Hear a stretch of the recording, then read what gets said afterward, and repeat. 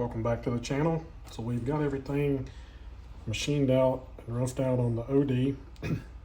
Everything cut out and squared up. So we're going to start laying out the lines now to drill some holes and to do some additional machining. So I've marked everything with Dicom, and this is just a layout fluid. It comes in red and blue, and it's more permanent than the Sharpie marker that we used before. So when you're doing machining on there, or if you get fluid on there or cutting oil, it won't mess up your lines.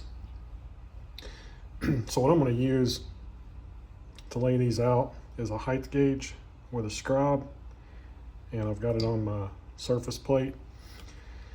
So to mark these out, what I like to do is I like to pick a corner to reference all my dimensions from, and I mark that corner with Sharpie on 3 sides. So every dimension that we measure, whether it's this way or this way, will come from this corner. So we don't want to mark one hole from this side and another hole from this side, because if we're not exactly the right width here, then the center distance between these 2 holes won't be the same. So if we mark one here, it's a little off on our overall width, and we mark one here, then our center distance won't be the same. But if we start from the same side every time, then that'll ensure that our distance between the holes will be in the same place. So mark your plates and reference all your dimensions from the same side. And it doesn't hurt to put on there, I've got front and back, just so I don't get confused when we're laying it out as to where the lines are. So the first thing we're going to do is mark a notch here that gets machined down in this corner where the other plate butts up against it. So I've got the height gauge set to what the dimension is from this corner. With the scribe, we'll scribe a line, and we'll rough it up, try to go the height of what it's going to be.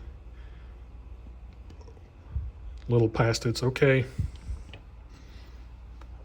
So you can see our line there.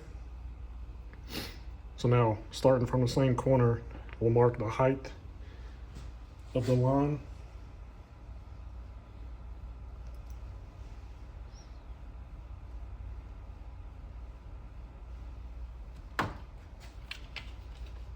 It's 1.250 inches from the bottom.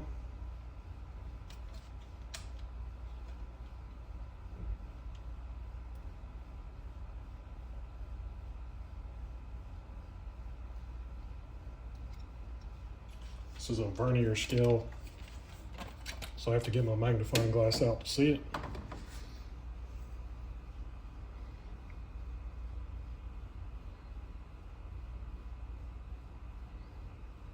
So we're on 1.250 inches.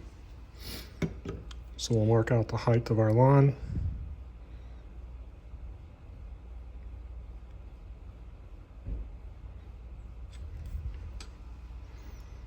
So now we're going to first bandsaw, because that's a little bit more material than I want to machine. So we're going to bandsaw this out to the rough lines like we did before, and then we'll set it up and machine that out. So we'll go ahead and lay out the rest of the lines for this.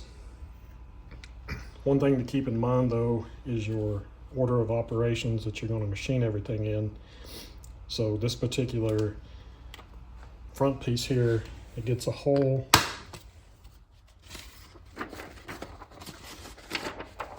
from the front that'll be tapped for the spark plug, but then there's a counter bore on the back that's 1 inch in diameter and 1/2 inch deep. So if we mark where that hole is on the front of this, and then this hole goes all the way through for the spark plug, so if we drill this all the way through and tap it, then we're going to lose our mark on the back if we made a punch mark on the back. So we'll make a punch mark on the front, and we'll make a punch mark on the back. But we're going to machine the back. We're going to locate and machine this counter bore out first that's 1/2 inch deep, so that we can locate it from our mark, but then we'll still have our mark on the front. So we'll do this after we do the back. Like say if you drill through the front first, you're going to lose your punch mark on the back. Now you could reference off of that hole and you could still find it if you did lose your punch mark on the back, but it's easier if you machine this first and then machine the front, drill and tap the front after that. Same thing with these holes here. I'm not going to lay these out yet, we'll do that later, but this 188 bore here, it needs to line up with the valve block and it needs to be a close fit. So the valve block has a 188 hole in it. So just thinking through the order of operations, what we'll actually end up doing is we will drill and tap these holes and we will bolt that piece onto the side of this, and then we'll drill the 188 hole here and through the front piece at the same time, so that way we know that they're perfectly lined up. If you drill this one separate and the other one separate, they should line up, but if you're a little bit off, they're not going to be perfect. So it'd be a lot easier to drill those two at the same time and drill those together. So just kind of look through what we've got to do. Think about what you can locate from other holes. For example, the cylinder here, it gets 4 holes in it that needs to line up. It gets bolted to this front piece. But we will drill these holes, we will locate these holes. You can see here the note, it says spotted from cylinder head frame. So we'll lay these 4 holes out and drill them in the front frame and have this 1-inch hole, and then we'll put the cylinder in there, and then we'll actually drill these holes in the cylinder from these holes so that we make sure that they're lined up. So I went ahead and laid everything else out for the frame pieces. We got some angles to cut and some machining to do on those.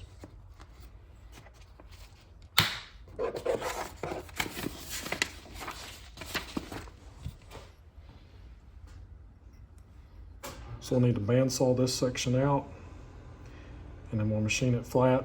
But before we bandsaw this, there is a radius here in this corner, and it's a 250 radius, so it'll be a 1/2-inch drill.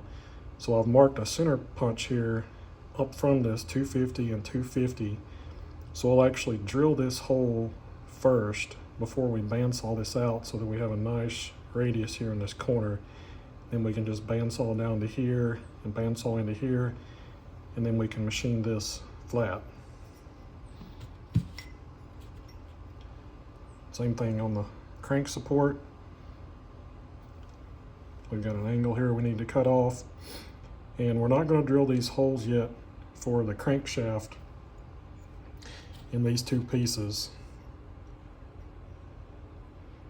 They need to line up with each other, so the 2 plates will be on there kind of like this, and the crankshaft hole needs to line up with each other perfect so that the crankshaft runs true. So we'll actually drill that hole after we get the plates mounted to the base, so we can set the base up, and then we'll drill and ream those holes or bore them at the same time so that we ensure that they're lined up with each other. And then I've done the same thing on the bottom plate. So we'll be drilling the holes here. And if you're following the plans, it does call to bore those holes and to countersink them. Everything is using a countersink screw, but I'm going to use some socket head cap screws because that's what I've got. So we'll actually be boring it, and then we'll just do a straight counter bore for this socket head cap screw. So once you make your marks here, the one that needs punch marks, you can punch mark these by hand, by eye. But one thing that I've found that's very useful is an optical punch. So what this is, it has a magnifying glass and there's a crosshair.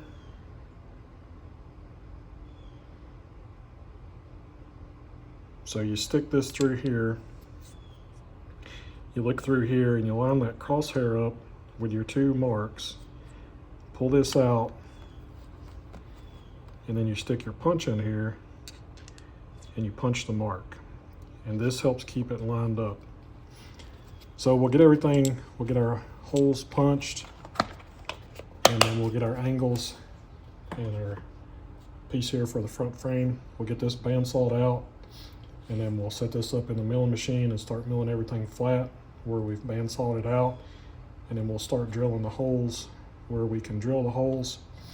Like I say, we're not going to drill all of them right now. Like the crank hole for the crank bushing we'll drill later, but where the plates attach to the bottom and attach to the side, we'll go ahead and get those holes drilled.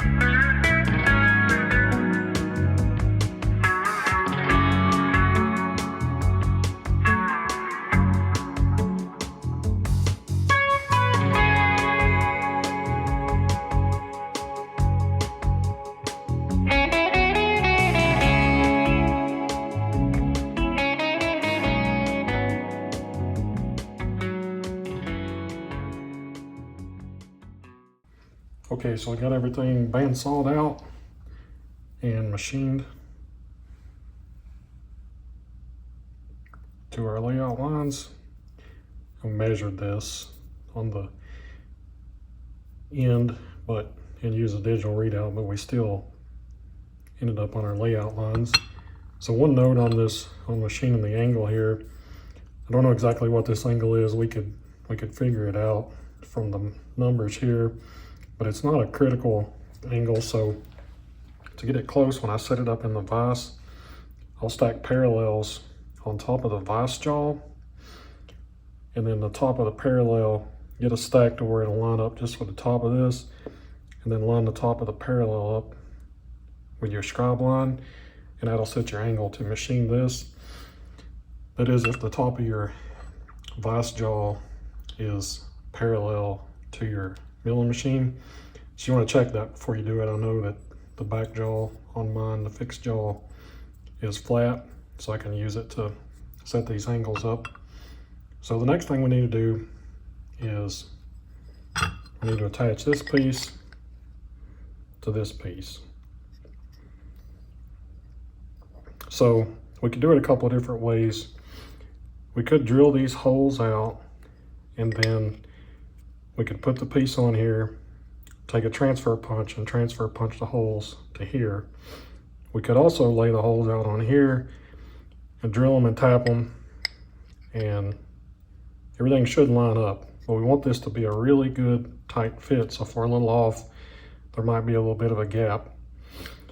So one of the easiest ways that I've found, what we're going to do here, we're going to actually put some super glue on here. We're actually going to super glue these two pieces together,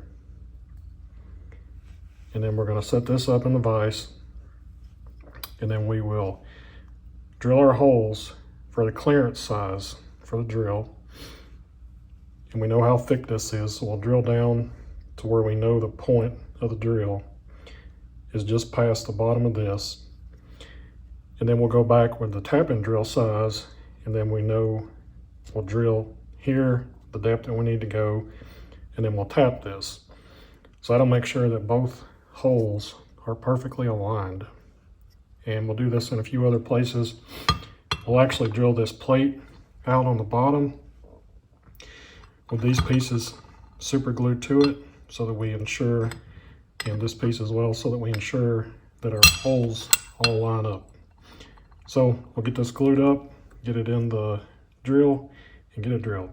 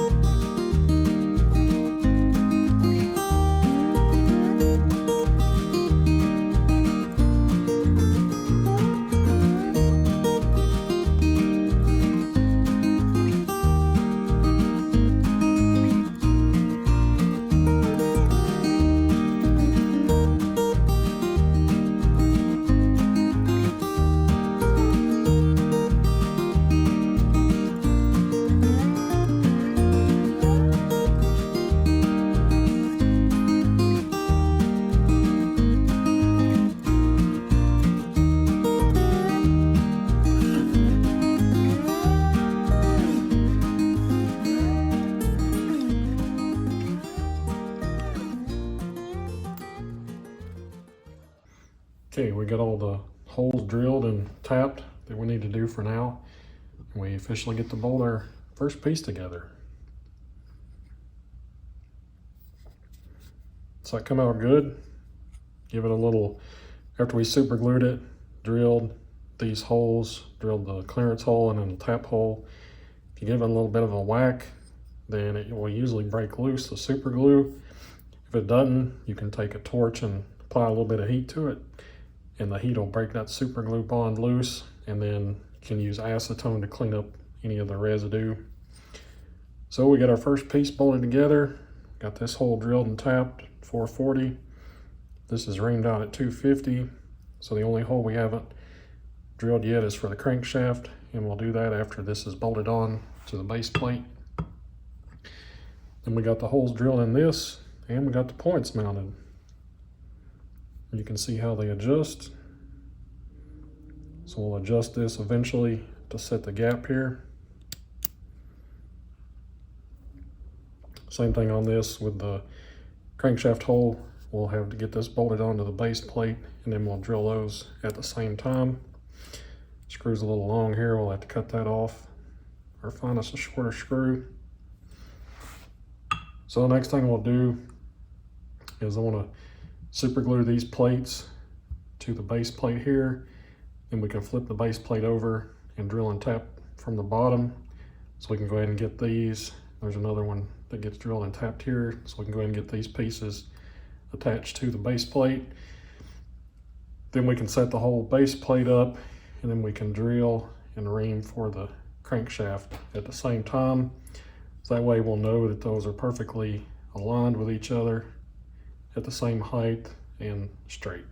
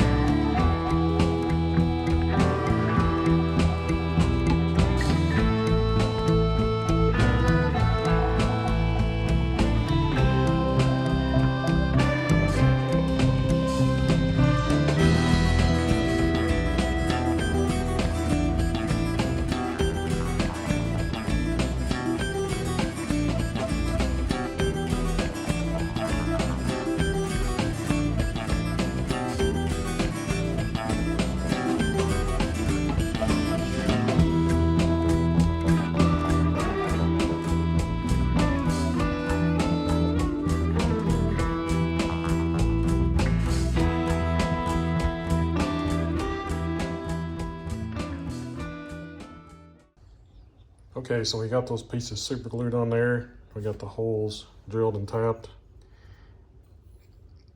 And I'm using socket head cap screws. The plans call for countersunk screws, but these are what I had, so this is what I used.